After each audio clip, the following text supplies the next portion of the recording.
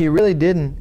He didn't care if you were black or white or fat or skinny or had purple hair or green hair. I mean, he'd see people who were so weird. I'd be like, John, how do you know that fat kid with the purple hair who I know plays the tuba in the band?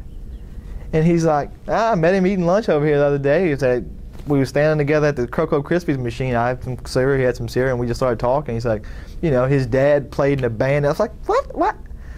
He knows stuff about strangers more than I know about my best friends. When he meets somebody, he listens and he remembers everything. He always could remember everything. It's kind of annoying. If he read it, he remembered it. If he heard it, he remembered it. And that's just how he met everybody. He never rested. He moved around. He met everybody in the cafeteria. He met everybody at a party. He met everybody anywhere. I mean, he just did, and he remembered you. He just had this way with everybody. It just amazed me because the people that were would sit alone by themselves in the hall just to themselves, didn't talk to anybody.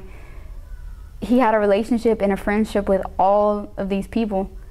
So I mean, it was just him all around, just his personality. But he met everybody, and he remembered you, and he remembered the little things about people too. Like he would remember if they had talked to him about something 6 months ago, and he met him again. He'd be like, "That's so and so. How's your cousin doing? You told me he had, you know, I don't know, he had gangrene in his big left toe."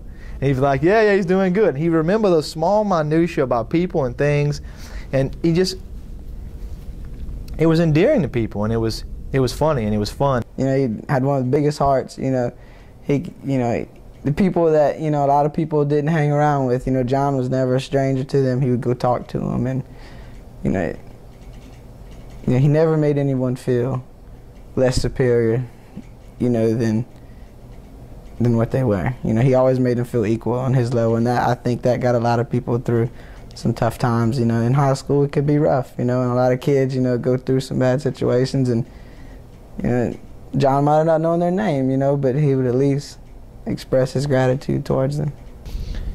He knew not just ranges of people, like, you know, the fat guy with the purple hair, the skinny kid who ran track, the black girl from Thibodeau who liked, you know, extra salt on the eggs, just weird stuff.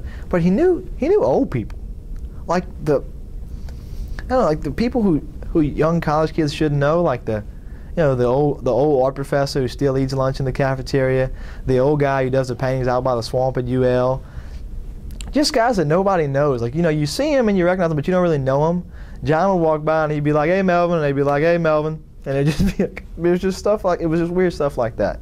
John never judged anybody and was just truly a friend to everyone he knew. It's a cliche, but it was one of his mottos, is you really never know what it's like until you walk a mile in somebody's shoes. And he lived that. He really, really lived that with other people.